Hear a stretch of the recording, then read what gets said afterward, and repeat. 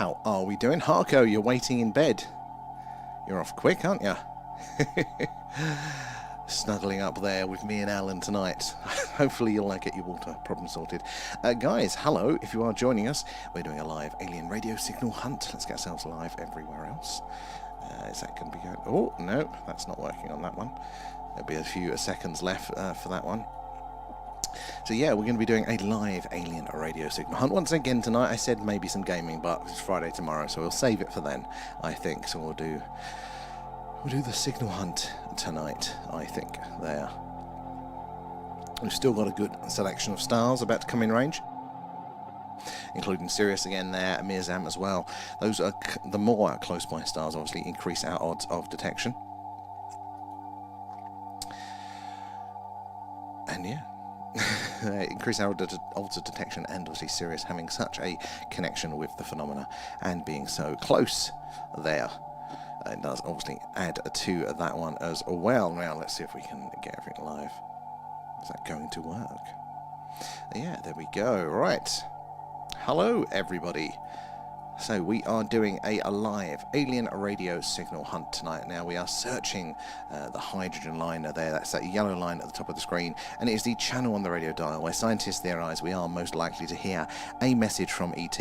Should they be out there? Should they be sending a message? So we'll watch the screen tonight, and as the Earth rotates, we can sweep across those of thousands of stars, and hopefully one of them is going to be sending a signal.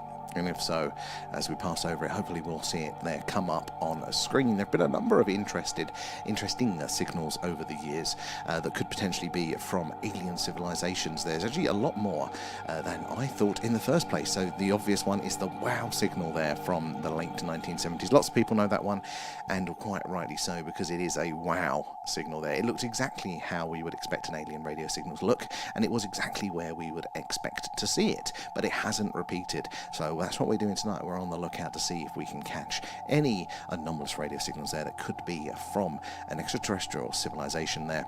So with the Earth's rotation, our dish will be sweeping across the night sky, and it'll be passing on over and off many stars, but with the speed of that rotation and at these distances, it'll be 30 to 90 seconds that they will be on screen for. So it'll be quite a fleeting one. It is a right place, right time, because we often think, don't we, which stars have planets that may host life there, and there's lots of debates through the scientific community and our own there of how many may hold life. Some people think lots of them, some people think none of them there, or something in between, but it isn't just the physicality there, how far away they are, does that star have planets with life on it there. It is time as well.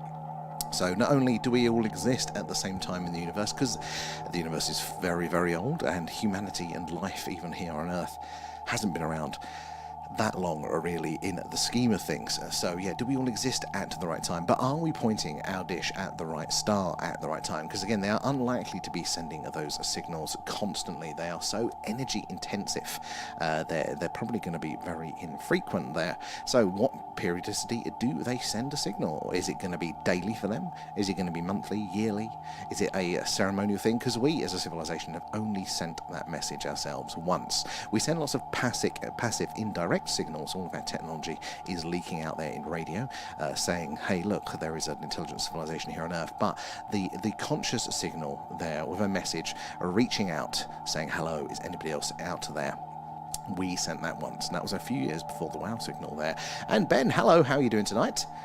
Good to see you in. Where are you joining us from there? And thank you for the likes. Do appreciate those. So it is those likes and those shares, guys, that does help us reach more and more like-minded people there like yourselves. And the more eyes and minds we can get looking at the phenomena, the more we can all piece this puzzle together. Blackburn, I think you may be our first from Blackburn. So we're down a little bit down south. We're based in Wiltshire, which, if you guys know, that is where all the crop circles happen. We're not too far from Stonehenge as well. So it's a very ancient and mystical landscape here. So when we're doing, so we do this when it's cloudy, but when it's a clear sky, we do this, which is an UAP skywatch, and we look to the night sky here. We tend to see lots of interesting things there in the night sky. So guys, make sure you're following, so because we do something like this pretty much every night there. We're always on the lookout for more evidence of the phenomena, and if you're joining us, do say hello. Let us know where you're all watching from tonight there, and also, how do you feel about the UFO phenomena there?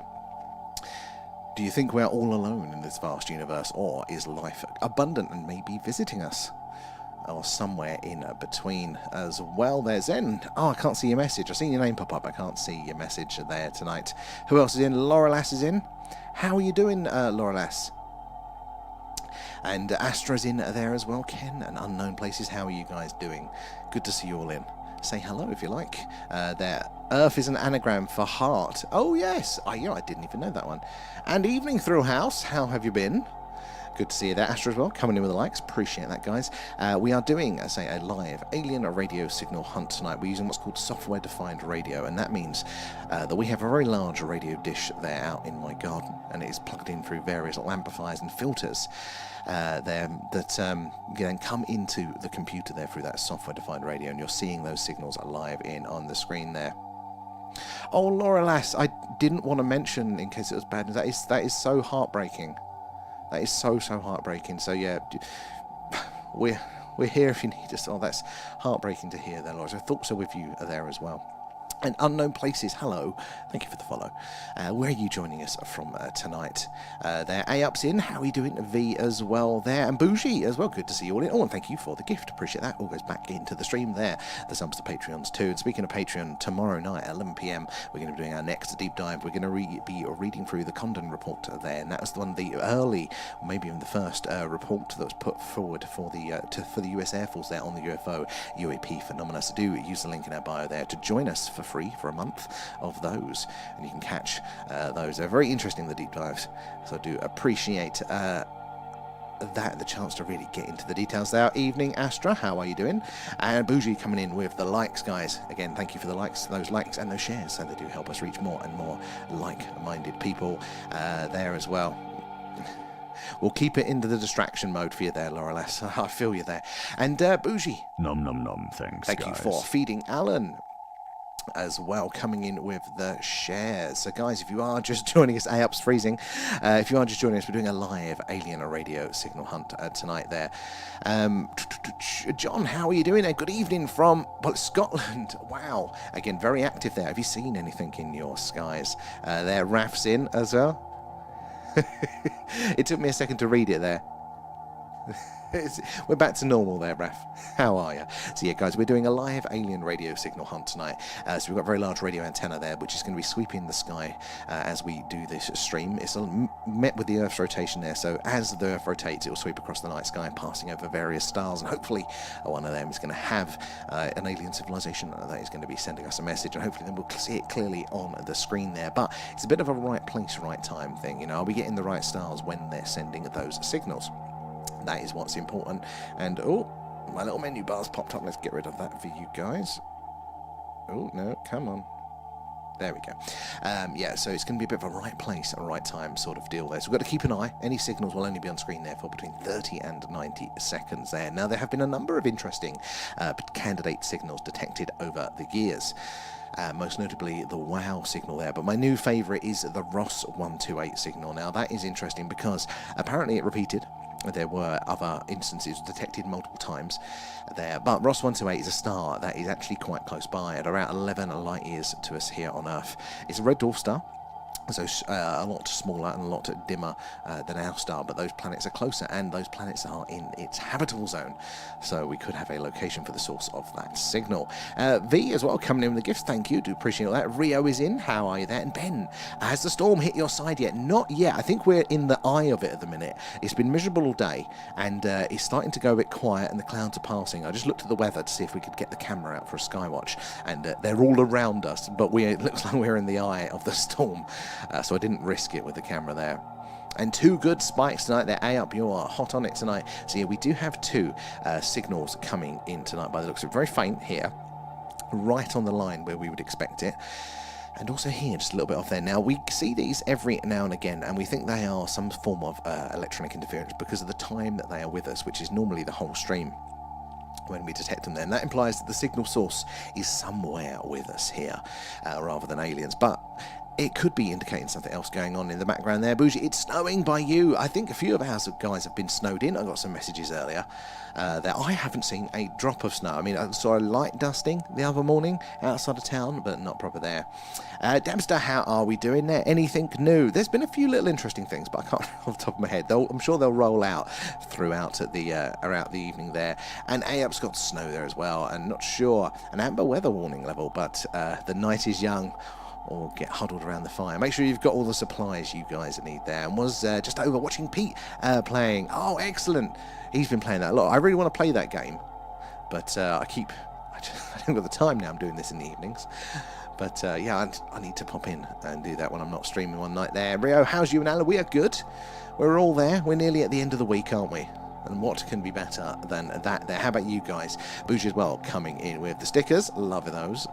As always, my Tesco shop is due at 9 a.m. Hopefully then the weather will hold there. And Laurel as well, coming in with the likes. Thank you for that, guys. It is those likes and I said those shares. They help us reach more and more like-minded people. But again, if you're joining us, we are doing a live alien radio signal search. So if you've heard of the WOW signal, or if you've seen the film Contact there, you know, when they're all waiting around in the old radio telescope control rooms there, and then all of a sudden they hear a sound, a message come through the speakers, and they drop their drinks in shock.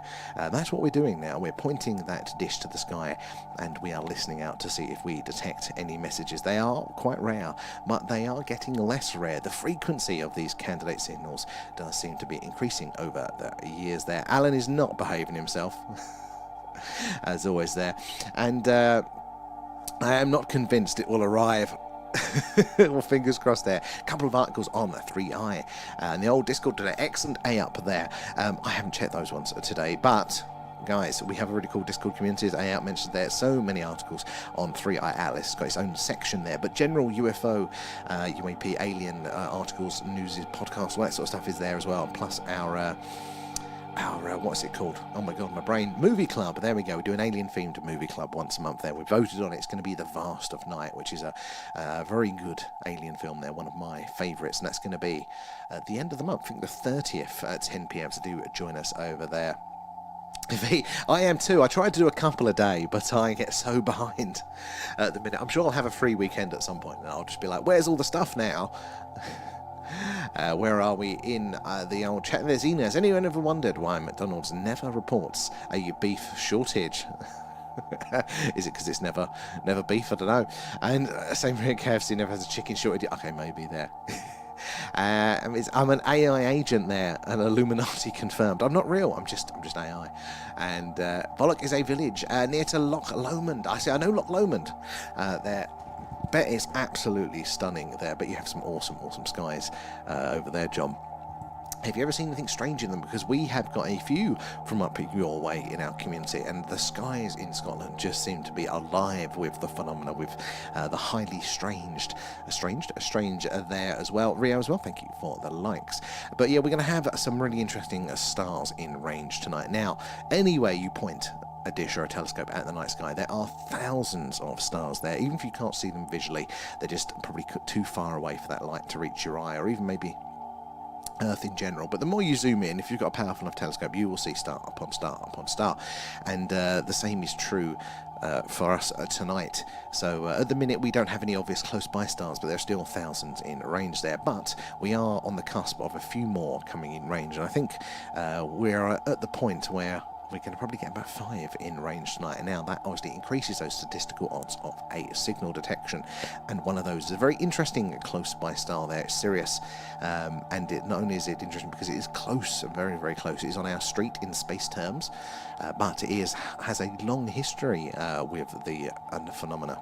Lots of reports over the years from various groups of people saying that they have interacted with beings that come from there. Marcus is in. How are you, Marcus? Good to see you. How is your week going there? And thank you for the heart. Appreciate that. V coming in with the shares as well there, guys. So yeah, I'm particularly excited now we can start to get Sirius in range there. I think that does help. Will the bad weather affect the signal hunt, the less range or interference, that sort of thing? So yeah, weather definitely can. The weather is a very interesting one. Now, I don't fully know to the degrees there. But it shouldn't be enough for us to detect on this frequency, because certain bits of weather interfere with certain frequency ranges, harder for those waves to push through.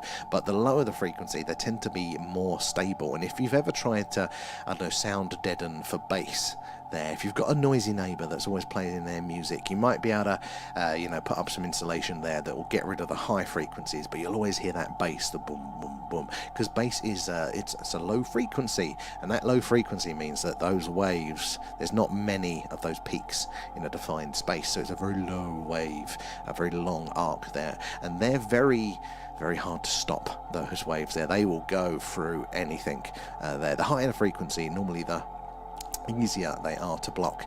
So fingers crossed, because we're not on the ultra low frequency range, but we are quite down low here. We're at 1.420 there. That is the hydrogen line, and said that is the frequency that scientists do theorize that if ET is out there, this is the channel on the radio dial that they would put that message. Nom nom nom. Thank you, guys. Ben, as well for that as well. Marcus coming in with the likes there. Let me have a look there. Sam, why do you have so much hydrogen? Because it's the most abundant element, isn't it, there? And I have a recording of a shortwave signal that sounds exactly like a signal from the Contact movie. And after I researched it, it turned out to be an old teleprinter that sends weather maps located in Germany. That is brilliant. I love that. Honestly, radio itself is fascinating. There are many weird little quirks of radio. There has its own list of phenomena there, so we're listening out for a very particular type of signal today, and it's where a proposed alien civilization doesn't necessarily know if people are out there, but they're sending that message to say hello, is anybody else out there? So they're putting it in the most accessible place possible. That's why we search this frequency, it's why we do it so regularly there. But that doesn't exclude just general alien radio signals. Maybe they use radio for their communication still, maybe they don't, maybe they use another medium there as well. But as John says there, it's not just that is interesting radio. There are many weird phenomena there, and I find it funny because a lot of those films, when they're trying to get an alien signal, the sounds that they find that do sound alien in the end, isn't it? The old the lightsabers is the sound of a microphone being dropped behind of an old-fashioned television there, and all of that electronic interference gives the vroom vroom sort of sound effect. They found that sound by mistake, and that's what they used for the lightsabers in Star Wars there. So maybe that's where they got the one from Contact, was from that signal there. But there are some interesting radio anomalies there. V as well. Nom nom nom. Thank you for feeding Alan. But yeah, there are some radio-based anomalies as well. There's something called long delay echoes, and they kind of overlaps with the weird world of radio and our world again, because we know that radio will reflect, and it can repeat, it can bounce off of things, and you get normal reflections. You get your signals repeated back every now and again as weird quirks of radio. Maybe it's our atmosphere, the ionosphere is reflecting that down, and we know what they are. Those short ones, we can time them and go, right, well, at the speed of light, how quickly has it gone and come back there? So what's that distance? Oh, it's the ionosphere, it's the atmosphere. That's what's reflecting our signal back, so we can deduce those. But there's this weird thing called a long delay echoes. And Marcus, nom nom nom. Thank you for feeding out. Loving the stickers there, guys. So these are long delay echoes there. So by long, they mean about 7 seconds, I think it is. So what is 3.5 seconds at the speed of light from Earth to go there and then to get returned to us? Well, there isn't much. It's not the moon. There isn't any solid objects there that we know of. But there are these things called Lagrange points, and now a Lagrange point is basically where the gravity the counteracted gravity between multiple large bodies is cancelling each other out there. So the gravity of the Earth and the Moon, the gravity of the Earth, Moon, the Sun, where they all intersect, there is like a point, like a dead space, a parking spot in space there, and they're very useful because otherwise everything else will eventually just orbit back down into Earth or to whatever it is the closest gravitational body will pull it in, and you have to expend energy to kind of keep it in its orbit there. That's why our satellites will eventually re-enter and all burn up there. But these Lagrange points are different now. They are these parking spots up there in space. The James Webb Space Telescope is in one there, but also we're getting these signals which appear to be coming from that distance, which is very, very weird there, because we don't know of anything there that could be repeating our signals back. But maybe, if you were an alien species that wanted to monitor Earth and see how life developed here over billions of years, where would you put a long-term probe? Well, you'd put it in a Lagrange point. That'd probably be one of the best places to put it there. Very stable, not much risk of damage or anything like that. Maybe you'd set it to wake up when you heard a techno signature, when any life had developed technology, so radio. And then how would you show that species that you've been monitoring, that you might not understand their language or anything like that? How would you then show them? Yeah, how would you then show them that you were there and that communication? Well, you'd repeat the signals back, which is exactly what we are seeing there. So very, very interesting there as well. Because you're a star, Azina, thank you. 10 points to you there as well. And Marcus. Thank you for the alien pets, if Alan hasn't thanked you already, and thank you for putting the treasure box up there. Guys, do thank Marcus when you claim those coins there. And lots of buffering on the TikTok, so going to have to switch over. Oh, man. I'm sorry. Hopefully it's not our end. It says our connection's fine. Let us know, guys, if you are also having little buffering issues on your end as well, so we can see maybe where the problem is. But if, like Ayup, you do want to join and see it there and see the full screen version, as you'll see in a second, you get to see there's more analysis going on. See, like, there you go, look, there's all this other stuff going on that you guys can't see there at the vertical view, but you can get the full horizontal view over on those two places there at the thing UFO for those. So yeah, there's lots and lots going on there tonight. So yeah, we're doing the live alien radio signal hunt there. Ayup is over there, I see you now. The green Lallans there. Hello Paul as well, how are you doing? So yeah, we are searching, said the hydrogen line, for potential alien radio signals. Now, why the hydrogen line? Well, the hydrogen line is important because, well, it's called the hydrogen line because it's the frequency that hydrogen gas there emits a radio signal as it decays, and hydrogen being the most abundant element that we have in our galaxy, it means that it's a nice baseline. It's a consistent frequency no matter where you are. So it's very useful for a radio astronomy there, for learning about the universe. It's not something they'll ever get bored of doing. So there will always be scientists and astronomers there monitoring this frequency. And if our scientists know this, if an alien race has technology, has radio technology there, their scientists would know this, and they'll be very likely to do the same. So, of all of the different channels available to us there, the thousands of channels on the radio there, or frequencies, this one is going to be the most likely one to be monitored the whole time. So that's why we think this is the best place to be looking for those potential signals. But it is also where we have heard those signals in the past, like the WOW signal, the weird signal there, the BLC1 signal. All of those ones were heard around this frequency range here, exactly where we would expect to hear them.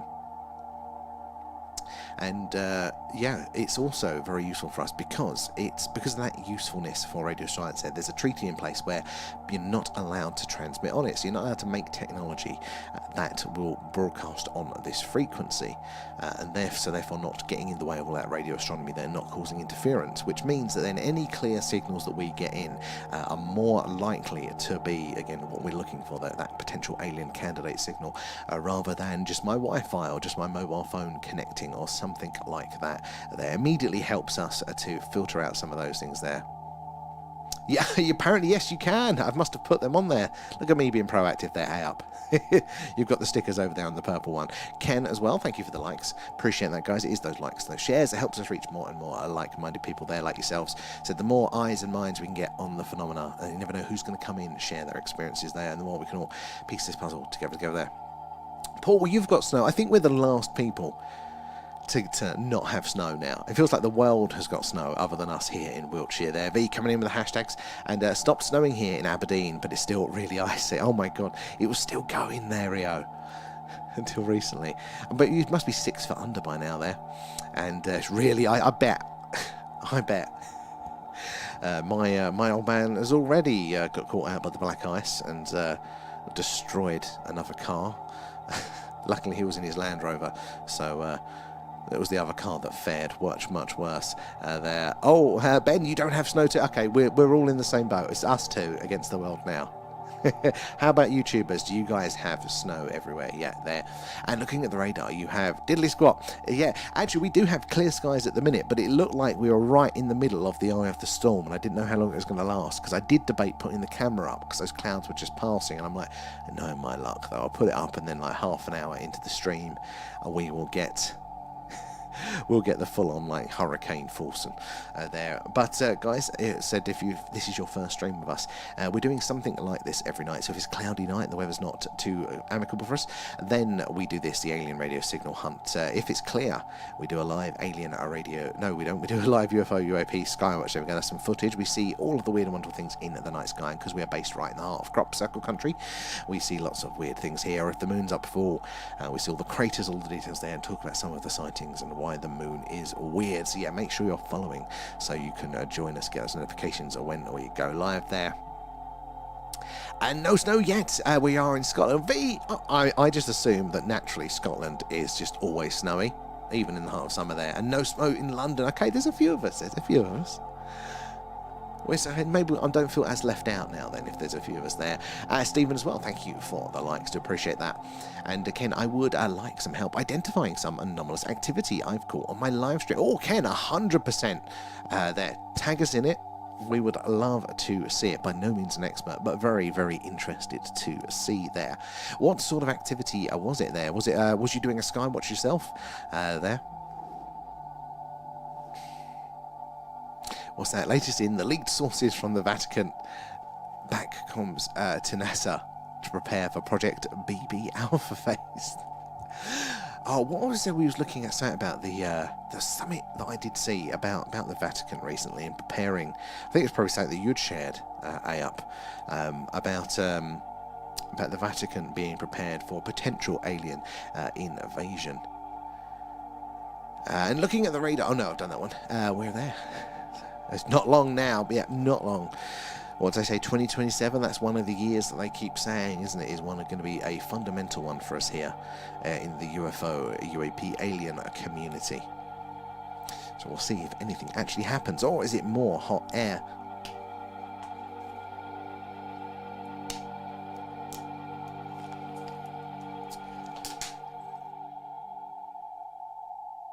Now, I keep meaning to. I was debating doing it tonight, but I couldn't get the dish lined up in time. But I was considering doing a targeted search. So at the minute, we're just monitoring the part of sky there with the Earth rotations. We're not focusing on a particular star. Just be whichever ones come in range. And luckily, we've got a good selection that are coming in range for us. Or Mirzam is on the edge of coming in range of our dish. But there are. We did one stream where we did a targeted hunt. And we looked at a star called Tau Ceti. Now again, that one is close by. It's on our street in space terms again. And it's a very interesting one because it is a sun-like star there. It's a G-type star, very, very similar to our sun. So we know that those stars can support life because we're here. They're much more stable there as well. But we also know that there are some exoplanets, so planets in orbit of that star, within that star's habitable zone, very, very close by. Again, another one that is reported to have potentially sent signals as well. The difficulty we have is, detecting them, getting that confirmation of a second signal detection. There. I like TikTok recording the phenomena in Georgia. I like it.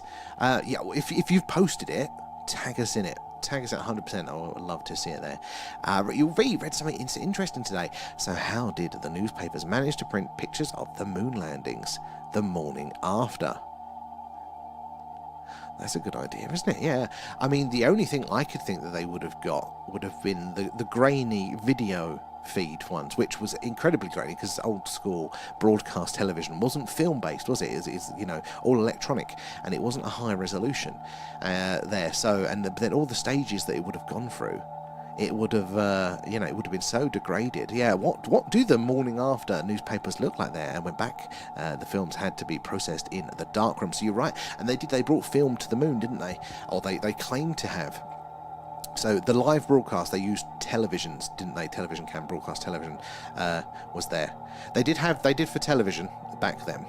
They used to have those tube ones, and it's a really weird way of doing it. And they used to, if you wanted to back in the day put an old school movie, like a proper film movie, on the TV, they had to have this weird device called I can't remember what it was, but they would have to play it in a dark room and then record it with a television camera there, because they were like electronic. But they were very low quality and grainy. So you might be onto something there, V. What were the quality of those images? That's going to be the giveaway right there. But there was another thing talking around that, because there's another good point around film on the moon. And somebody, now I do believe we went to the moon, but I think there's some very, very, very good questions. But there was, they do talk about the Van Allen radiation belt, don't they? And this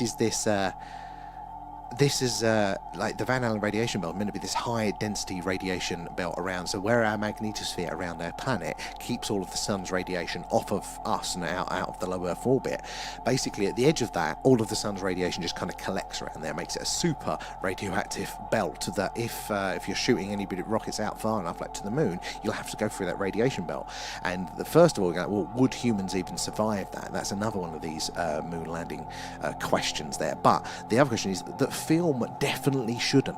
Even if humans got away with it, like photographic film definitely shouldn't survive going through that, unless it's properly shielded. So the fact that they did have film cameras on the moon, we did have proper processed film from the landings there, that shouldn't have survived apparently there. Now maybe there's a cleverer person than me that knows about that, but that, I thought that was one of those like the questions that really gets you going. So it's a good angle there, V, as well. And thanks, it's been bothering me all day. It's a good point. It is a very good point, because I think even if you can say, they use the television images, they were notoriously really, really grainy. And now I'll have to have a look to see what those front page newspapers look like. But honestly, there might be a mismatch there. That so you might be onto something with that one there. And posted it yesterday. And then the day before on this about the Pope. That was it, up there. What honestly, now I don't get a chance to go and look at all the UFO stuff, because my evenings are doing this now. Without you, up there, and some of the others in the community posting the things, I wouldn't have any of the latest stuff there. And didn't they have them in lead container? Well, that would be an excuse, or like a way around it there. So they may well have. But you're thinking, how much film did they bring? How big were the lead containers? But that would be an explanation there, because obviously lead protects against radiation, doesn't it, there, with its density. I probably won't do a thing. No one cares, as long as the footy is on. Keep the masses happy with bread and circus. Ahab goes off to search on a mission there. But honestly, I think there are some legitimate questions. I still do believe, that we did go to the moon there. But I think there are some very, very interesting questions when they get asked. I think it's definitely fair enough to ask them there as well. Now, there's the micro signal analysis. It's going off there. Now that is looking in that background noise. So all of this here, all of this area here, this blue bit up here as well, that is the background noise there. So that is the cosmic microwave background. It is what is meant to be basically the sounds of the Big Bang that is left over in radio. The same as the static on your television there as well. Now at these distances, so these far, far away stars there, if they are sending us a signal, it's so far away, so much energy is required for that signal that by the time that it reaches us here on Earth, that it might have just dissipated out. And so it's kind of like shouting there. If somebody's really far away, you've got to shout louder for them to hear you shouting. And radio is kind of similar in that sense as well there. So we can counteract that with like if they turn their power up at the signal, or if we had more and more sensitive equipment, or a bigger ear, like a bigger dish, you can do it like that as well. But yeah, there is a good chance that any signals would come through here. Might not be a nice clear spike, we'd hope they would be, but yeah, they might just be getting lost in that background. And that's what that red box is doing there, is looking at all of that background chaos, because it's all sorts of weird signals there. And it is going, is there any patterns? Is there any modulation, signs of repetition, anything there that could tell us that there's a faint signal getting lost in amongst all of that noise?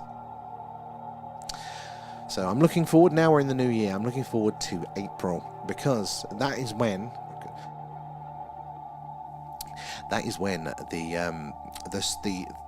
the crossover for the time it gets dark and our time to stream will start. So it ended up going on earlier, but that we start to get dark at about 8, and that means that we'll be able to catch the early part of the night where there is enough of the sun's light still around up there to shine and reflect off of those objects in low Earth orbit there. So it makes those sky watches very, very interesting indeed. I'm looking forward to that. And Ken, I tagged you in one of my videos, and I appreciate taking a look when you get a chance. You got 5, Ken. I love it, and I appreciate you tagging us in it there. I will look at that after the stream there when we come off of it there, and I'll have a look there. We're done live with the Sonics here, or a Pro, and you won't be disappointed. I'd love one of those gadgets myself. I know a few people with them, because that uses infrared as well, doesn't it? So that's the one thing that our Skywatch camera at the minute cannot do. There. So with the modification that we are planning, then we will be able to see in the infrared. And hopefully we'll be able to see so much more of the activity, because again, I've seen so much good footage in the infrared there that you cannot see in the visible light spectrum. So one day, guys, maybe for our year's anniversary, for Alan's birthday party, as we were discussing last night there, and who recorded Neil Armstrong stepping out of the lunar module. That's one that I can't get my head around, because like the ones where it's taking off, you know, there's a plausible explanation that, you know, they see it launch off, don't they? There is a plausible explanation that there was one of those television cameras, and that was on the rover. So, you know, when they're leaving, they parked the rover up at a distance and trained it at the lander there, and they it took them a few goes to get the timing right to kind of match the speed of the acceleration there. So I can kind of it's difficult, but I can kind of understand the plausibility there. But for the actual, for him coming down the side, yeah, how did they do that? Was that camera just strapped to the outside for the whole journey? Did somebody have to go bolt it on? Like, was it on a big selfie stick? What's the legitimate reason for that as well there? Pluto's in. How are we doing, Pluto? Good to see you there. And the Aura Pro has a nice wide field vision and colour. It does look a really, really nice bit of kit there. I've got one in my shopping basket, and I haven't pressed play on it yet. The only downside, and maybe you'll know if this is true, so I've heard, and I can't see it the way, that the way you need to pair it with an app to get the video output, there isn't like a plug-in to get like a video source output of it, because we need like a HDMI video, or at least some sort of video source physically out of it. For us to be able to then bring it in on the stream. So that's the one thing that stopped me at the minute there, because obviously if I do it, I want everybody else to be able to see it as well. Do you bring that in on stream, or do you just kind of like film the screen of the device with it there? Lee as well, thank you for the likes, appreciate that. How are you doing tonight there? And guys, it is those likes and those shares that help us reach more and more like-minded people there like yourselves, getting more eyes and minds on the phenomena, so we can all piece this puzzle together there. And yeah, it's the arrival part that confuses me. I think it's a good one there. They must have had a big selfie stick, yeah. Doing the old, like, you know, the pouty lips for it there. I'll hold the phone to the camera, like it there. I mean, if it works, it works. See, because I need to have it remote, so I do the hosting from in here. And my camera's out in the garden. We use a very long HDMI lead and little remote control. So I'm used to being in the nice and warm. I don't want to go out in the cold with the camera. So I need to figure out a way around that, because they do look like such a cool piece of kit there. Love it. Together, loving that one, V. And over there, probably won't do anything. No, I've done that one. Seen the original footage there, and you're not going to like it. Oh, Xena, come on, tell us about it. I mean, I'm open to the idea that we didn't. I'm not 100% on it. That's the way I'm leaning at the minute there. How's your searching gone out? Have you figured out what they're doing yet? How they got the film there? And Marcus, did you see my last question about TV? Oh, I don't think I did. Let's have a quick scroll up. Oh, no, it was there. Didn't get filled there. Would our old type TV signals travel out to space? And just wondered, that is a very, very good question there. And so it's a yes and no answer. So they do travel out there, but they're very low powered. So like radio signals, television signals, they're all quite low powered. So in theory, they travel out and just, you know, they get fainter and fainter the further out they go. So it's actually only a small radius that would really be able to detect those. So the idea is, for example, that our closest neighbour there, Proxima Centauri, about 4.5 light years away, if we were to detect their television signals, say, Not only would it take 4.5 years for them to reach us here because of the distance, but we would have to have a telescope dish, receiver dish. I think it was either the size of the moon, or it was like the size of Earth. It was something still like ridiculous, like a ridiculously large dish, because again they're so faint and underpowered, those signals. You'd have to have such a big, sensitive receiver there to detect them. So our signals are going out, but they are quite faint there. But then again, I mean, ET might have very, very large. They might use galaxies for this sort of things, you know. They might do it at phenomenal scales. But on the other hand, our technological signals in the sound of radar, that is very, very powerful. Now, there's not really a message within it, but it is a strong, strong signal there that does travel very, very far. The Martians watching Corrie. What I thought. Well, I mean, the Martians could get it. They would, yeah. Wonder what they'd make of it there. I mean, there was that time, wasn't it, that we did think that there were actual Martian civilizations currently coexisting with us and potentially even messaging us there. People thought they were getting radio signals. They thought they were seeing flashes of light from the low atmosphere of Mars, then back in the turn of the century. We wonder what their TV shows we could tune into for those there. And what we saw was take 4. The leak showed him one small step for man, then a light rigging falls down behind him, and he says, "Suppose you want to go again." I honestly, part of me would. I like the idea of us achieving that as a species. I liked it. It was very positive there. But also, if it did come out that, you know, it was faked. There, I would also be like, that's hilarious, like, well done. You know, I'm open to it. I'm definitely open to it there. Definitely there are questions. I said it last night, but somebody shared a video, and it was an AI video, and it was meant to be like an urbex, sort of phone footage as they're walking through a like decaying, abandoned film set. But it was all of the sets from the Apollo. So there was like the LEM there was the re-entry capsule, there was a model Saturn V rocket there was everything was there. A little bit of the moon scene. It was all degraded and rotting away, and it actually looked really good. It really, really good.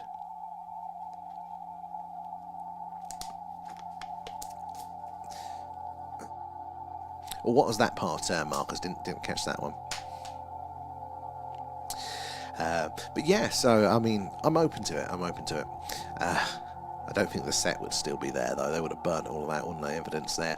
I do think they probably would have had a backup. You know, even if they did go, they did send people up there. I do think they possibly would have had a backup there. And there. And I'm sorry, I was angry at first, and I was like, "Yeah, well done, actually." Yeah. I think a lot of people would be quite angry at first, but I mean, it's quite a feat, isn't it? It's quite a feat. I wonder what that would do to society. You know, how much distrust in institution. Because, I mean, post-2020, lots of people are, I think rightly so, questioning authority to a much higher degree. So what would something like that do? Take away the foundations, I think. As well, Cosmic and B, how are we doing, guys? Good to see you guys in. How is your week's going? How's your day going there, B? It's still afternoon for you, isn't it? Thank you for the heart. And guys, if you are just joining us, we are doing a live alien radio signal hunt tonight. So we are using a large radio dish there that is sweeping the night sky, passing over many and many stars, hoping to hear ET say hello. We've currently got a close by-ish star. Oh god, sorry guys. Close by-ish star called Mirzam, and that is 500 light years away, so that is basically the next town over in space terms.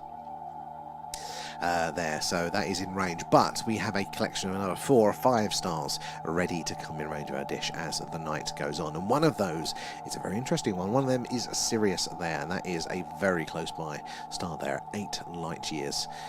And has a long history in the old UFO lore of potentially sending us visitors. So, oh, pretty good here. It's 5:39. It's practically lunchtime, isn't it there? Diamond Art. Very fancy. Is that the one? It's not the one, is it, where you get the numbers on the page, and then you have to like click the different coloured gems on each one to make the picture? Is that the one? I'll be blown away if I actually knew something.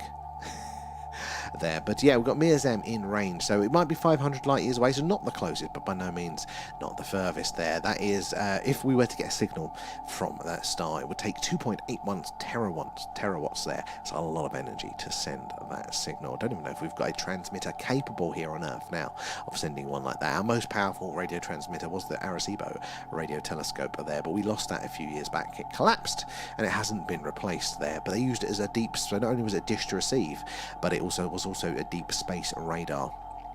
So it had the transmitting power, and that is what they used to not only just use for radar to tell about asteroids and planets and things in our solar system, but that is what they used to send our message out there, saying, hey, we're humans, we're on our third planet from our star, blah blah blah, all of that sort of stuff there. But I don't think we've got that capability anymore. That is the one. Hey, look at 10 points to me.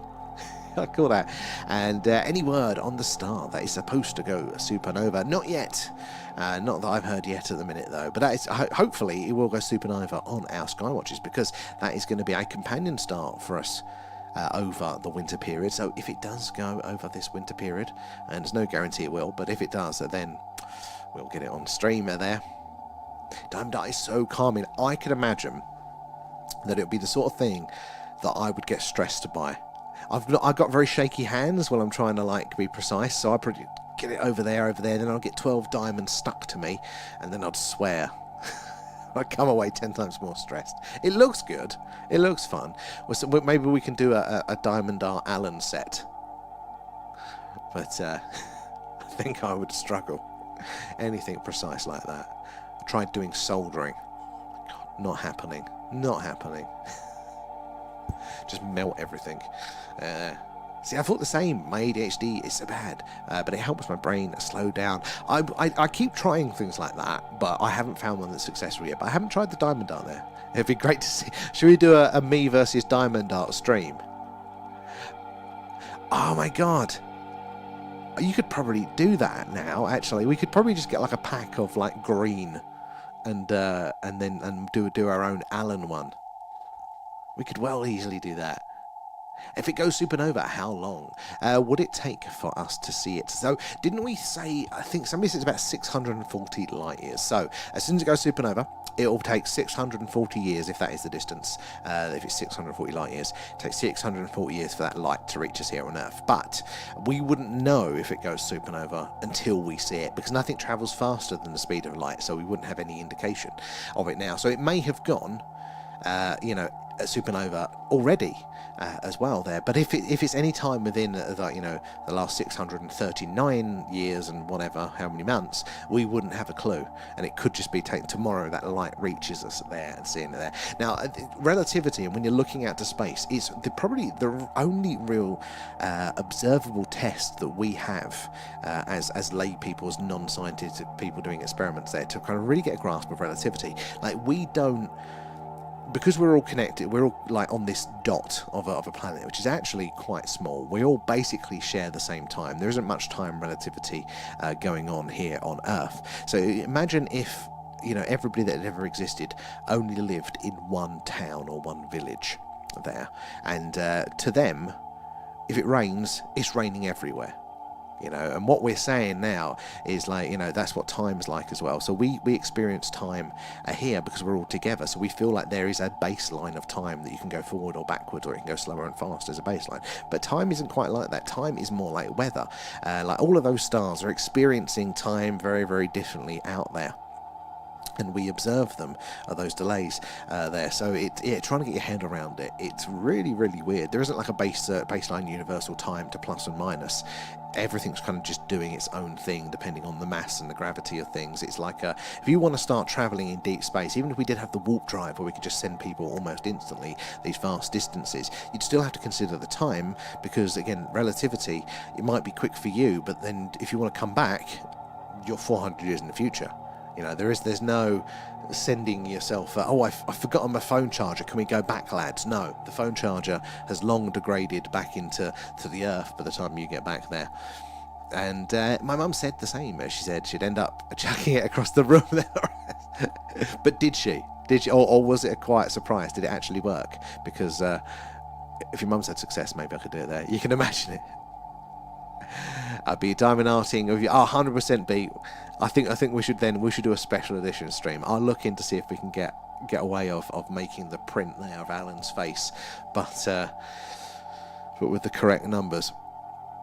So wait, does that mean it already has? And they've got a signal from the massive amount. So no, we don't know if it has, and we also wouldn't know this because so light is the fastest thing in the universe there. So our first indicator that it has will be the light there, but it may have. We just have no idea because we haven't received the light there. You know, that is the only thing. That is the fastest thing we can measure. Like no data can travel faster than light there. So that the first time we'll know, we'll be seeing the light. But it might have already gone supernova. So the reason that we're talking about it as a potential is because we're studying it here from Earth, and the light that has reached us, that's 640 years old, the light is showing us that we think that is it's at the end of its life there. It's in that very volatile state where the stars are expanded to be supermassive, and what will happen is the fusion reaction will stop. It will burn out of its materials there, its fuel, and therefore it will become unstable, trying to collapse on itself, which will then blow it up basically there. But we just don't know there. But the power it will be absolutely immense from that. You wouldn't want to be anywhere near it there. And V, do you think the space sound would change if it happens once it reaches us? So I think it would. I think it would be definitely detectable in radio there. Definitely detectable because radio waves travel at the speed of light as well, and it'll definitely be emitting a lot. I don't know how much it would dissipate out, but I think it would be detectable. God knows what frequencies it would be on though.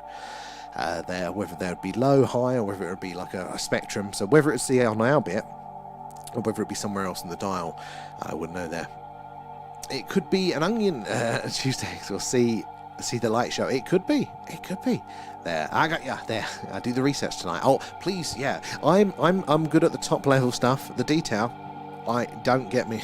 I'll always get the detail of it wrong. And it's mental the way to see the past is to look at the celestial body. It is trying to get your head around it, isn't it? That you are looking back in time. Basically, it's the same as somebody saying, "Look at my phone. Here's a live feed of Jesus on the cross," or something like that.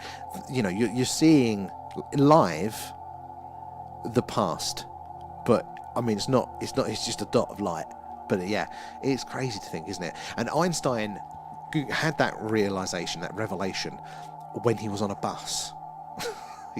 So he was travelling on a bus out of town, and as he was on the bus he could see the town clock tower behind him, and he was trying to imagine, like, if he was like a million miles away from the clock tower but could still see it on the bus, would he still see the second hand showing like that? And that kind of gave him the thought to understand relativity. It's where it came from there. And even our solar star was 8 minutes ago. So yeah, that's a brilliant one, as in it's our sun, their Sol as it's called to his friends, there is an 8-minute delay there. So if our own star just went and disappeared out of existence, we wouldn't know gravitationally, light, or any way, shape, or form for 8 minutes there. So light speed, although it's the fastest thing, it is relatively slow at these speeds. If you ever see an animation of what it looks like to go from Earth to the Moon or Earth to Mars at light speed, it's frustratingly slow there. I scroll up there. And radio wave travel at the speed of light. I never did. Marcus, embarrassingly, I didn't know that until I started doing the stream, and somebody asked me, and I went, you know what, that is something I actually need to know. But yeah, so it's the electromagnetic spectrum, which is light and radio. You're all a part of that. So they all travel there at the speed of light. So don't worry, you're not the only one there.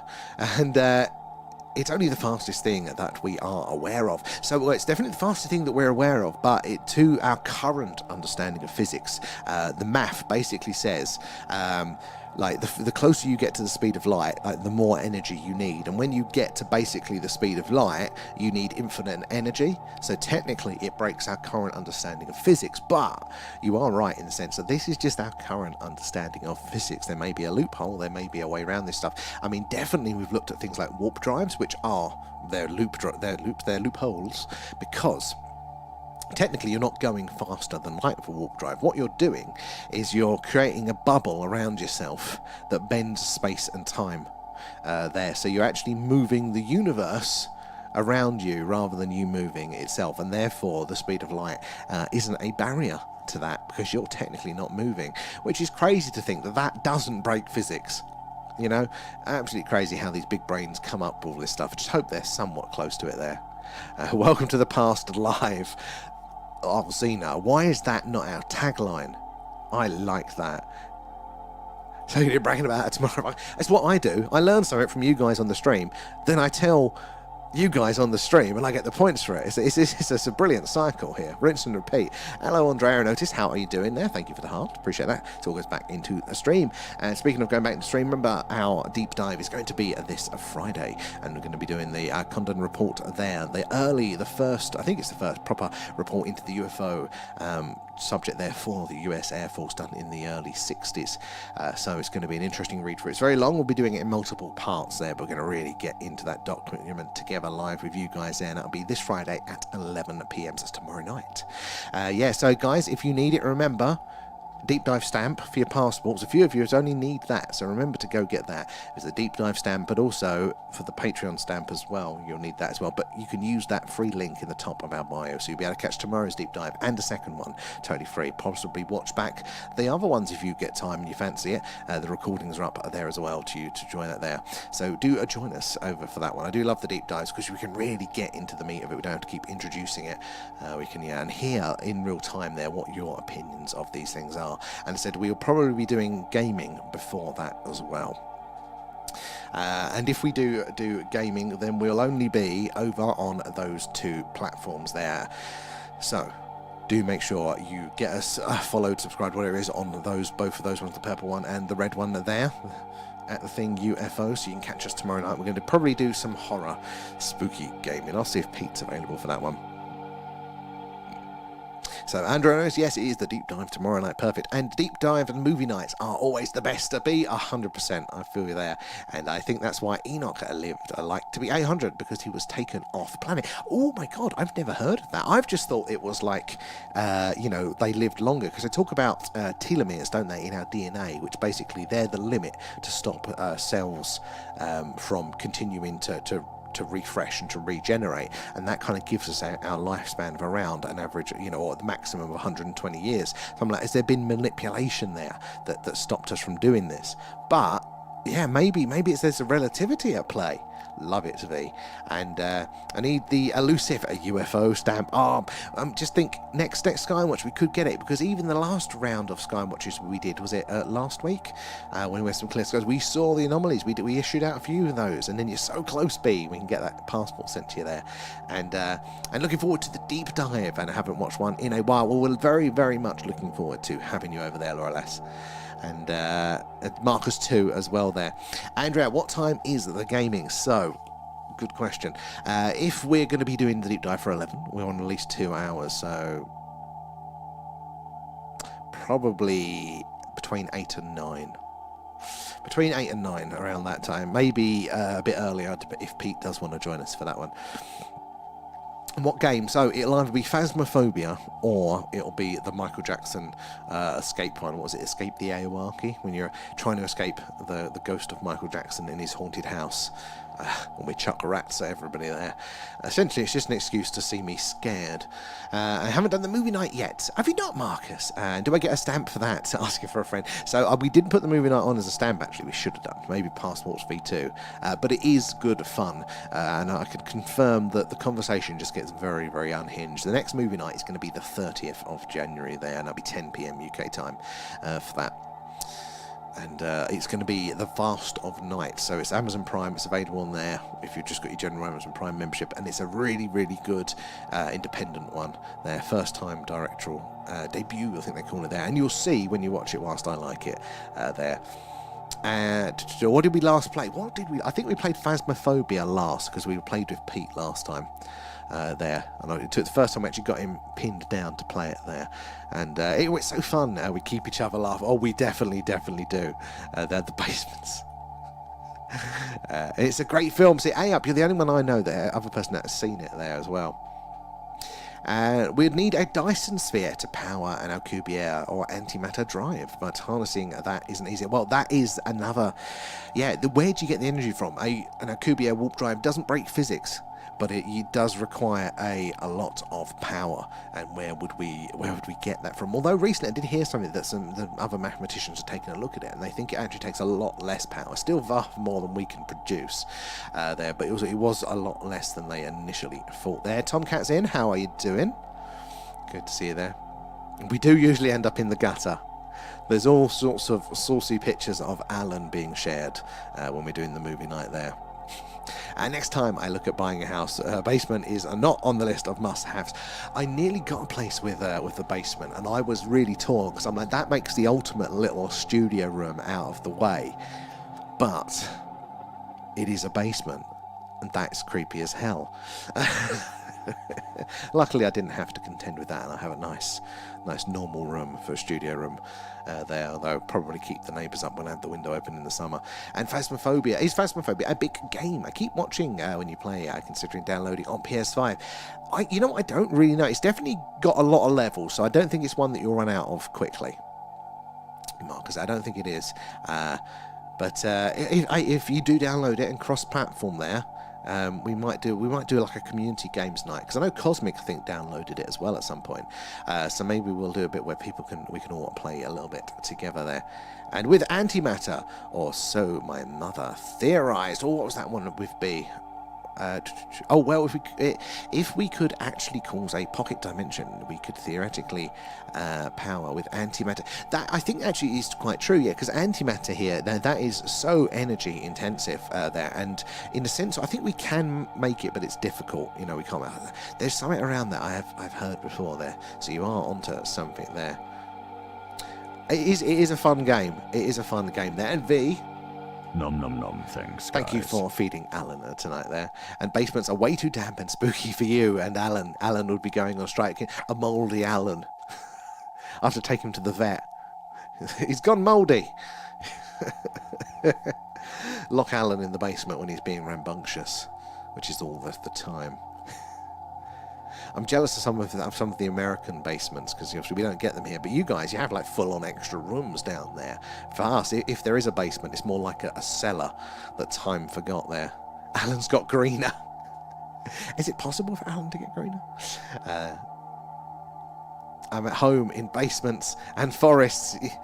Yeah. I mean, it doesn't get worse than where you are, B, like all of the natural craziness that you have where you are. So that you're there, Appalachia, within a basement, like you can't get more of a spooky environment. But I got some new lighting today as part of a little project that I'm doing for work, and so I had to get some new video lighting and stuff for that. But there's a fringe benefit that we can now get new lighting for possibly doing more of a conversational podcasty thing, which we'll probably do on the tubes or something like that at some point there. But anyway, the point of this is that if you think this is green, these lights can make something mega green. Maybe I'll put them on in here, because actually the green that you're seeing behind me is actually attached to the back of my chair. So that's why you always have the perspective of the green there as well. But maybe I'll get some even greener lights in here. Burn your retinas out with green. We had an entire second floor in your base. B, that's a basement within a basement. That's insane. Is it even classed as a basement then? If you've got a sub-basement. I had heard someone talking about the feeling that they get when they are in Appalachia. Really, I mean, I'd love to go. Like, part of me I think it would be amazing, but then the other part of me, I'd just be all the time scared, wouldn't I? Mouldy, a time to probe Alan with some Silip. We'll get our revenge. Alan, it's for your own good there. And I only feel strange when I'm away from these mountains. So you actually get it kind of in reverse now. You're so at home in that sort of mystical environment there. I mean, if there is anywhere to be that that's going to be associated with the weird and wonderful, is where you are. You're a reporter on the ground, right in the heart of if we're in crop circle country, you've got to be in weird country. What's the best word for that, of all of the things that you've got there? And guys, if you are just joining us, we're doing an alien radio signal hunt tonight there. We are searching the stars, hoping to hear ET say hello. We're searching on a frequency called the hydrogen line. That is that yellow line at the top of the screen, and it is the channel on the radio dial there that scientists theorise we are most likely to hear a message from ET should they be out there. And it's where we've heard things like the WOW signal and other past anomalous signals there back in the day. So yeah, that is what we are doing tonight. Do make sure you are following us though, because we do something like this every night. It's either the alien radio signal if it's cloudy, or no, that's not that one. That one. We do the live UFO UAP skywatcher when the skies are clear there. But so yeah, do make sure you're following so you get a notification when we go live. But tomorrow night, as a little bit something different, it looks like we are going to be doing some gaming before the deep dive. So make sure you have got us, because we won't be on TikToks for that. So make sure you're at the Thing UFO from both of those platforms there. So you're about to catch us something nice, something tomorrow night for something a bit different. You get to watch me being scared. I don't scream, so you can still use it to fall asleep too. And oh, you're like that in WOWs out there. My Celtic blood hums, and I grieve when I leave there, and it's hard to describe. WOWs is such a strange one because it is, I suppose it's kind of like the Highlands of Scotland. It's like the whole country is just crazily topographically different there. It's like you're in a different country there, a different world with different rules. So I can kind of get part of that out. WoW sadly is one that I haven't spent a lot of time exploring, which is very, very frustrating. Only had a few adventures that way. Cryptid country, there we go, that's it. You're from the heart of cryptid country there. Oh, we've got some more stars in range. So Sirius is now in range. Adara and Mirzam. So we've got 3 in range. So Sirius is the closest there at 8.6 light years away. Mirzam at 500 and Adara at 430 light years. So the more stars we get in range, now is the time to keep an eye. Just notice, is there any subtle changes that we are seeing whilst those stars are in range or coming in range of our dish there? Is there anything going there? And the lands are so ancient and so many dark skies. Sky gazing is mandatory. I could totally feel that one. When I was in Essex, I didn't really pay attention to the sky because you just couldn't see that much. You saw a few of the big ones and you saw the moon when it was up there, but you did, yeah, it wasn't worth paying attention to. And then immediately being struck moving here of how clear those night skies are. So I could imagine if you're somewhere even clearer, like Wales or the Highlands, it's going to be like breathtaking there. I need to come and climb some of our hills and mountains in Scotland are amazing. I would love to, but look at me. I'm hardly in the fit state. I struggle climbing the stairs. If only I was a little bit fitter. But yeah, no, I do. I mean, we're talking about Pendle Hill and things like that. I mean, all the bloody hill forts around here require a climber. They do me in. But yeah, no, I would love to at some point. We still want to do that little UK tour. I think we're a little bit away from it yet, but hopefully we will get ourselves on the road at some point there to see some of these more local sites and things there as well. And Andrea there, I couldn't climb the mountains. 1, I'm not built for it, and 2, I'll be finding dead bodies. Oh my god, yeah. I mean, I'm definitely not built for it, but the bodies thing. And so we need those robot horses, and we can all hike. Oh, exactly. Yes, there we go. Robot horses, they're totally fine. But not ghost horses, as we was discussing last night at the robots versus ghosts in the house conversation. When I was in New York and Salem, there were no stars. Too much light. It was heartbreaking to see nothing above. And I think we totally underestimate the effect that has on us psychologically. They're not being connected to these things as well. New York I can totally understand, but I always imagined Salem to be more rural. I know it's not a tiny town, especially with how much tourism stuff it gets there, but I would have thought they were doing more rural, but still no stars there. Again, now that would be an amazing place to do it there. If it can carry me, I'm okay with the ghost horse. Actually, there we go. That's a good idea. No ghost in the house, V. 100%. That's rule number 1. No ghosts in the house. And it's like dog walking. I'm always nervous, as it's always the dog walkers. There's always very suspect. Always very suspect there, Andrea.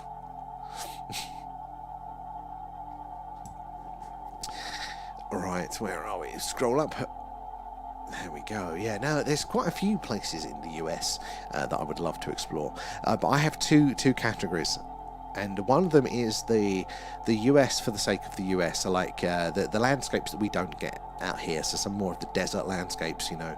The Midwest, I think, is just would be a really interesting place to just get the vibe from, you know, the colder northerns like Montana states, like that, obviously California, all very different, Texas, to what we have here in the UK. So I'd love to do those, but you know, I'm really, and I say like I'm more emotionally drawn to like the New England sort of area there.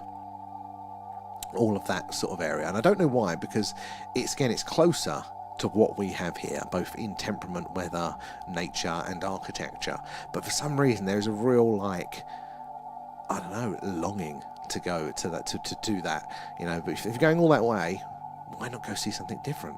And it is different enough, but then again, Kate, is Kate in? Have I missed and neglected Kate? I don't think she's in tonight. Hope she's okay.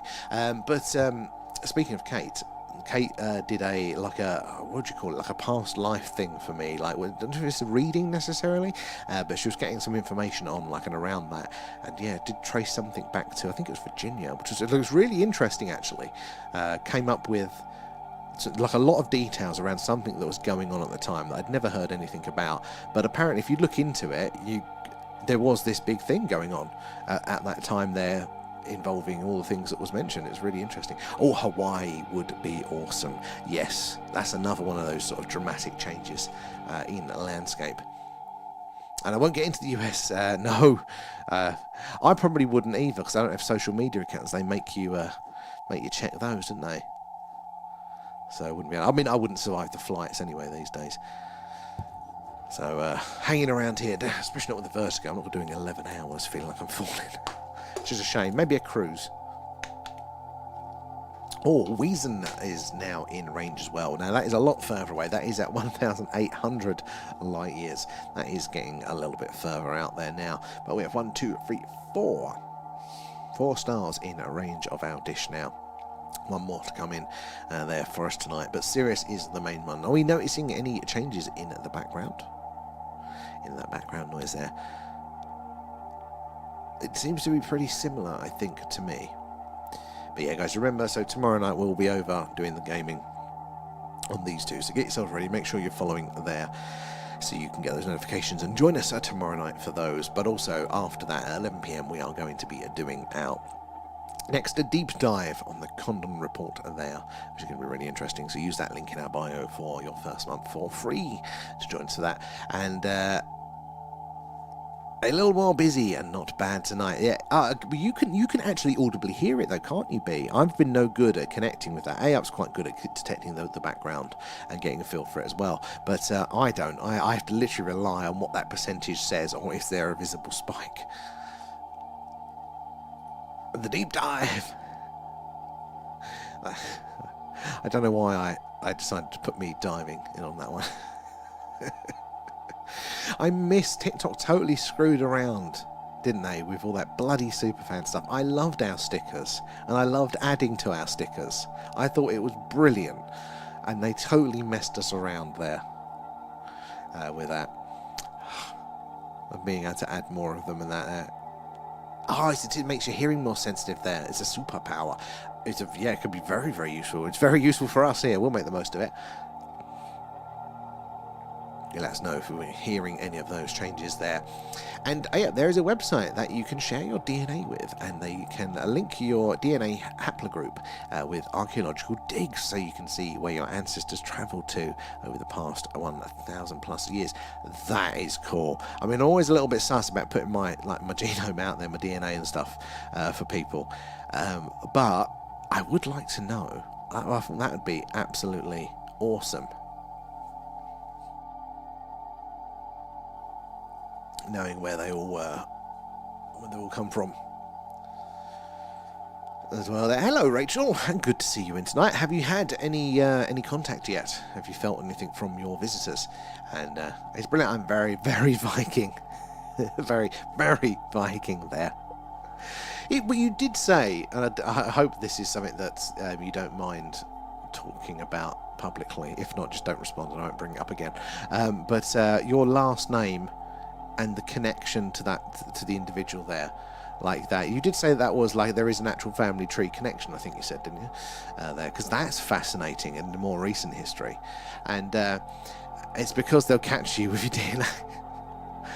Yeah, they'll do that. No, I'm more worried because didn't they? There was one of them, was it 23andMe or whatever it was, that was doing all of that DNA stuff. They went bankrupt and then basically, when part of the bankruptcy, asset sales, like we're just going to sell everybody's DNA details off to people. And yeah, apparently everybody had signed their rights away to it. So at some point in the future, if that is useful for cloning, making spare parts, you know, then somebody could have bought that. And I'm like, yeah, that's not for me, thanks. I haven't managed to channel properly. I need to be in the particular. 100% feel you there, Rachel. 100% there. There is a connection. I want to hear that. Yeah, and I can kind of feel that as well there. Defo sus. Well, there's rumours, isn't there, that they used, or the CIA kind of pushed or funded, or at least had access to those services because they were profiling sort of the population there for that potential hybridization, for that connection there as well, which is very, very interesting because this is what we're starting to hear more about. This is what the Steven Spielberg Disclosure movie seems to be about. You know, we're introducing that they're among us, the hybridization to people, you know, to the general public. So starting to see that idea. You know, it's funny, isn't it, that we didn't have that sort of movie really come out until we had all got these tests, and that we could now tell if there was something. So, you know, we looked to, you know, Spielberg and that as possibly being one of those people that are charged with seeding ideas, giving the general public a baseline understanding, bit of knowledge around the phenomena. So it's funny that now that maybe that's a priority to kind of give the population there some vague understanding. So if it does come out, you know, we have some understanding. So it's going to be interesting, isn't it, to pick apart when we see that film when it's released there. What is the message? Is it that they're among us and it's okay? Is it that they're among us and they're very, very bad and we need to watch out? What story, what message do they want us to hear? They're not necessarily true either way, but what do they want to hear? There be. Nom nom nom, thanks guys. Thank you for feeding Alan there as well. Oh, nothing yet, Rachel. I'll keep us updated when you're in the vibe for it. It's surprised that led to do. Yeah, this is the thing. It caused a lot of uproar. It caused it because people just didn't expect that to be part of it. There, but apparently, yeah, they could. And I wanted to do one for heritage and another for allergies. I like 100%. I think the allergies ones they do like more locally, don't they? They don't necessarily save it, but for the sequencing ones, the bigger the ones, then yeah, they do. They keep the data, apparently. And I'm curious. I'd love to do it myself, but there's more data out there, isn't it? And I feel like if I start to not feel anything, that is when I start to get really worried. Oh, like to feel the connection. That and I can't wait for this movie to come out. I'm looking forward to that. Again, the only thing I think we couldn't handle is we are the creators, the power. Ultimately, yes. Feeling it there, the connection, yeah. You said it's been, you know, you've not felt much recently, or do you still feel the connection? It's just that you haven't had the contact there. Are you off, Azina? Black's Planet Zog. Well, thank you for joining us. Hopefully we'll see you for some gaming tomorrow night there. A little bit of different. It was a filmmaker who shared the story about the Pope. Oh yeah, that was it, because they're doing a film on that too. Yeah. If it's quiet and that's the time to worry, yeah. A little too quiet. A little bit suspect. Feeling it.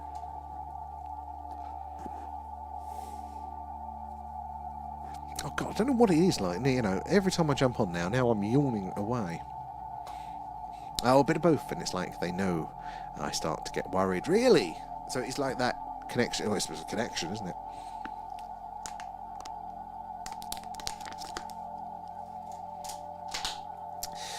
Come on, what's the old background noise doing tonight there? It is. 45 minutes, yeah. 45 minutes. I mean, the problem is I still don't sleep until like 7 or 8 in the bloody morning. Just lay there, yawning away. And the Vatican telescope is called Lucifer. Is it? I knew they had some weird names, but I didn't know Lucifer. But yeah, the Vatican, that's an organisation to be watching, isn't it? They recently, didn't they? They changed their public policy on extraterrestrials. You know, what the priests say, you know, essentially, well, we're all children of God, is the principle. They did that one like last year or the year before, which was interesting. Well, you're experiencing it, you're feeling it out, I suppose, there. And they also have satanic symbolism everywhere. That's like... I'm trying to think of two opposing things now. What? Who's two competing people? It's like Coke having a Pepsi poster up in their office. Melatonin and... theanine. We can't get melatonin over here, not like in any reasonable doses. You have to get it prescribed, and they don't want to do it. Yeah, so we can get stuff that's got like absolutely nothing in it, but not the stuff you can get over the counter. You guys are quite lucky. You can get like a massive tub of the stuff. Because I want you to try that one. The Vatican, I won't comment up. You're their biggest fan, no? Worst thing to do is lie in bed or willing yourself to stay. Oh, I know, but the problem is if I stay up, then I still stay up as well. I can't win either way.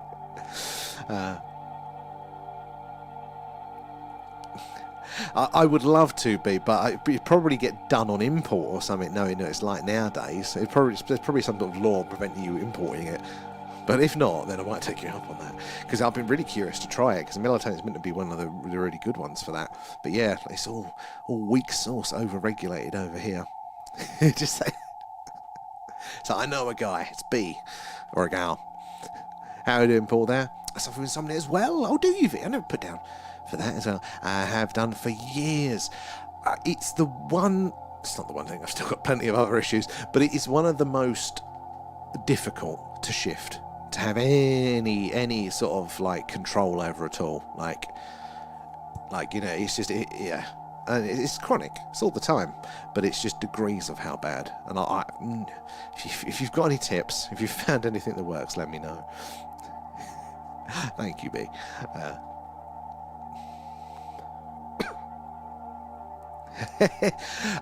up. Yeah, see, B's just offered.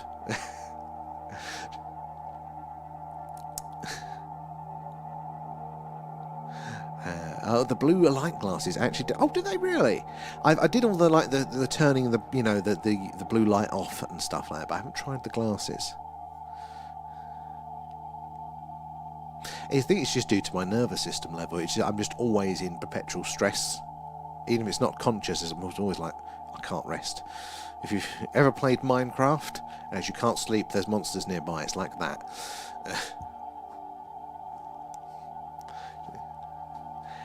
Friends over in Ireland and see them.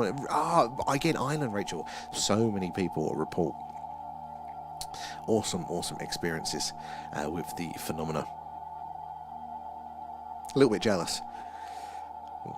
Meant to have it all over here, but we do see stuff. But it's it doesn't seem to be as much as Ireland or Scotland there. How you doing, Carl? How's the world treating you? I'll bring some over. I love that. Are they in like those ceramic, like she brings over like 100 ceramic statues of the Virgin Mary, and it's just smash it open, it's just melatonin there.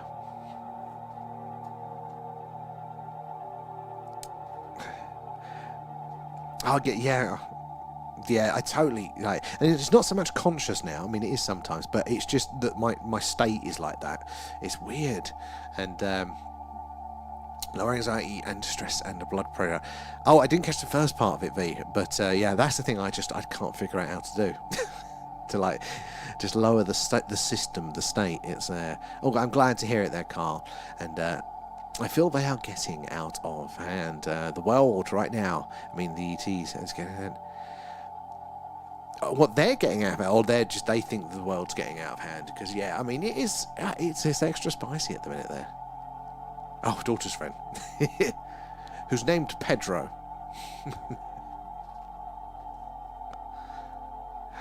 Oh, Carl, as well. Thank you for feeding out. Thank you for the alien pets, guys. Almost missed you there. They feel it.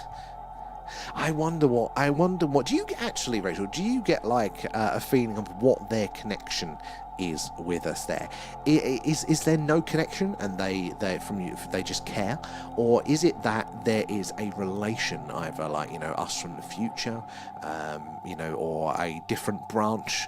Maybe we're connected on the family tree somewhere. Are we their product? Do you get like a feel of how that relationship might work?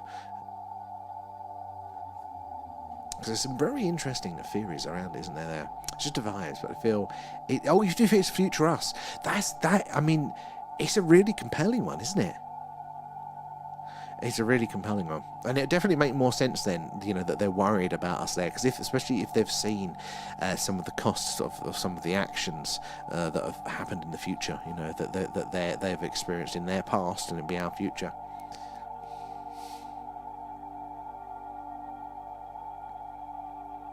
They are humanoid, aren't they? That's something that always shocks me, because even the ones that look, you talk like the reptilians or whatever, they're still, bipedal. They've got, 2 legs, 2 arms. They've got their heads on shoulders, presumably the brain's up there as well. Considering all of the different forms, there is a connection. It does look surprisingly similar. So either they've said they've had those same evolutionary pressures of us to result in the same-ish design, or there is a connection, there is a relation there.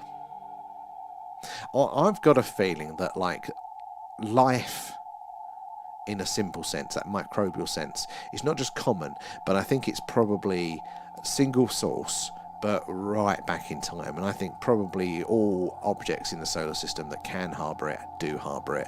I think we're all going to be connected from one initial case of abiogenesis, rather than multiple instances of life dotted around, starting on various planets independently.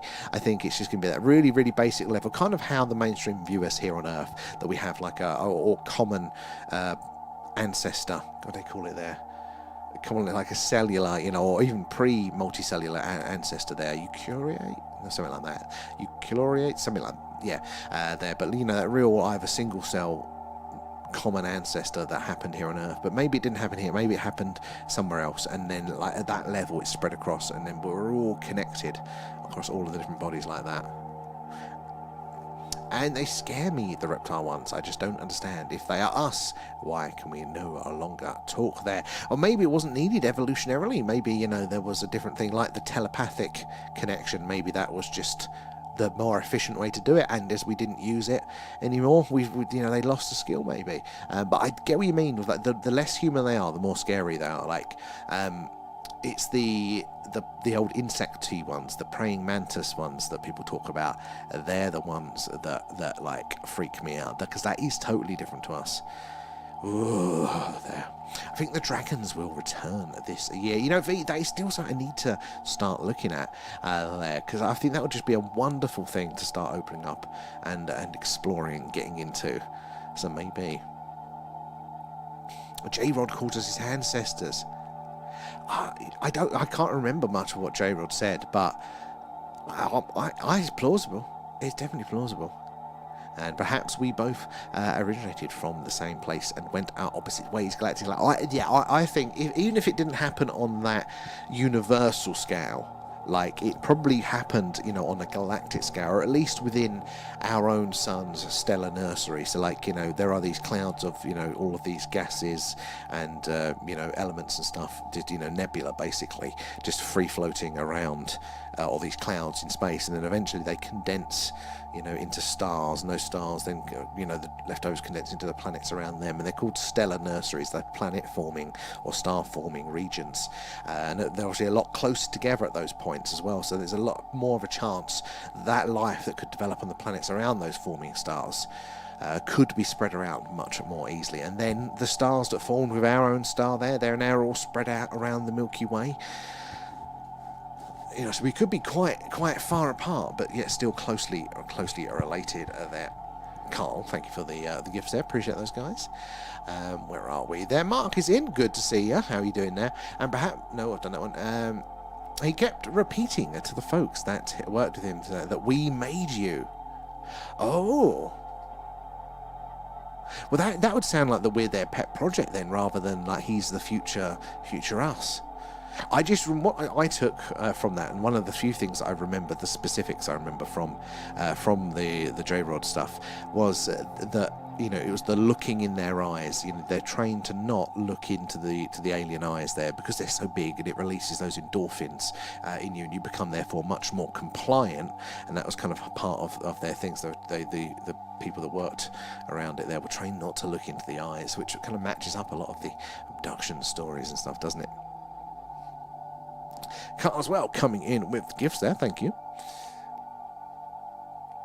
So yeah, it's going to be whatever. Maybe it's all true in the sense that it doesn't necessarily have to be one. We do have reports of different types of creatures, don't we? And maybe there is ET from other planets that are totally abogenic organisms there, totally not related to us. Maybe there is a bit of us from the future. Maybe there are some cousins of ours out there as well. I mean, I don't think many of these are mutually exclusive, one not allowing the other to exist there. That was constant from J-Rod, and I'd look into their eyes. A lot of them have really pretty eyes. That's what they want you to do, Rachel. But to be fair, I think that might sort out my nervous system having a big dopamine injection there. So come down, look at me in the eyes. Alan, it's not working. Man, sounds like my last boyfriend. Look into his eyes and the soul's gone. Was it Alan? He says it was Alan.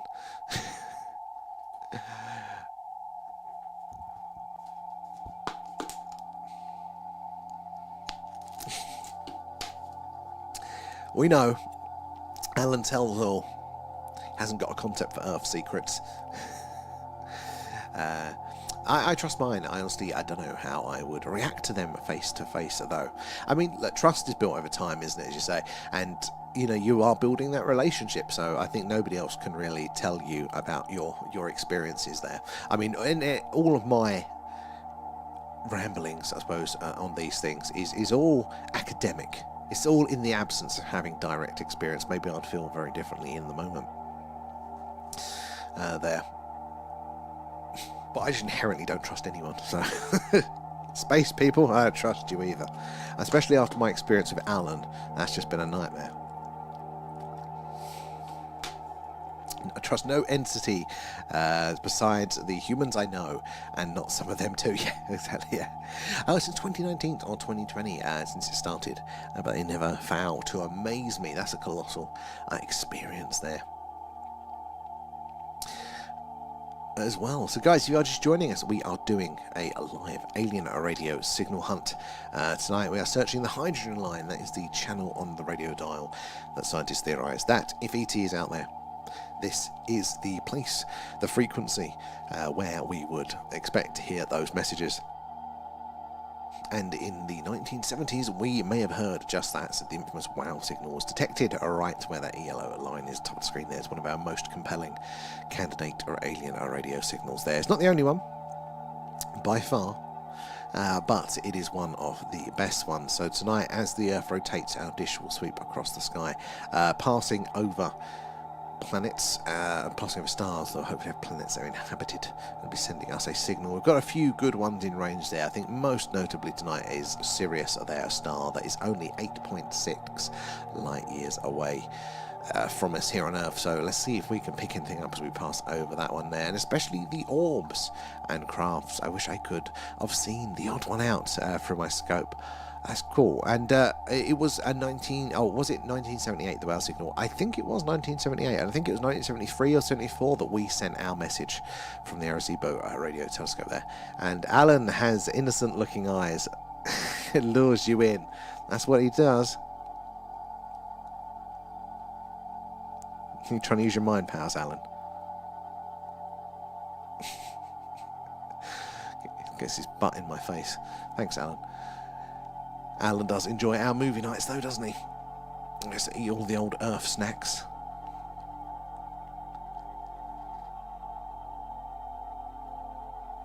Oh God. It's getting me tonight, guys. It's getting me. And one of them stayed stationary, and I was so shocked.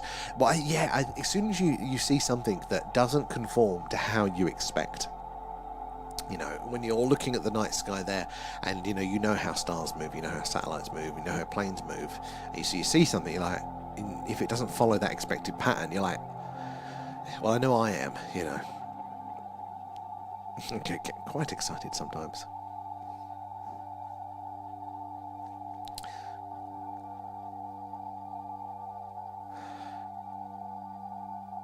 No activity yet. I wonder how many times we've done this stream now. We'll need to put that in to include in our calculations, won't we? No, I've done that one. Up to there. Anyone got snow there, Andrea? We haven't yet. I have the sense they know that from me, and they know I do astronomy. It would make sense that there is that to and fro in the connection, because we hear a lot, don't we, about that people will observe something like what you're talking about, really, and they'll go to film it, and it will seem to respond to that. It'll know that it's, you're trying to film it, and it'll disappear, or it'll even delete your phone or something. So it does imply that they know more about us. They have that connection, at least that way, even if we don't always get it in both directions ourselves. So it could well be.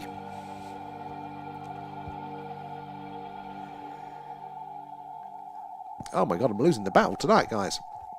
I think we'll do a slightly early one again tonight. See, I'm losing.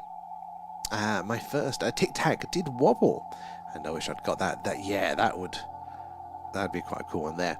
Oh, just bought tickets out for the Liverpool Comic and Gaming Con in May there, and William Shatner is there. I mean, that's fair enough for old Shatner. That is pretty cool. Okay, as soon as I come off though, it won't work. I'm reluctant to go with it, because it never does. I try, it never does. Plus, I keep saying, I say this every night, it's bin night tonight, because they still haven't sorted out when the bins are being damn collected here. I think it might be tonight. I saw some other people putting bins out. A couple of weeks off and it all goes to hell, and I'm drowning in cardboard. Oh my god, yeah. Actually, guys, I don't think I'm going to hang on here. I'm yawning my life away here. If I can't stop. And yes, of course, I'm going to have the ticket for the meet and greet. Of course, I would expect nothing less. And then some sort of rave afterwards from you way up. Till 2 a.m. And here's me yawning away, and it's still only 11:30. And I'm sitting down. Got no excuse.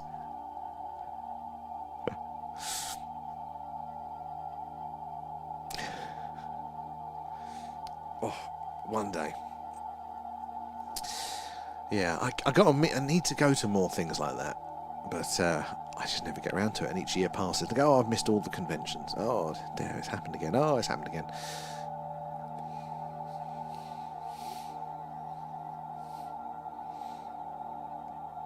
You most likely won't sleep for a week after bin presents.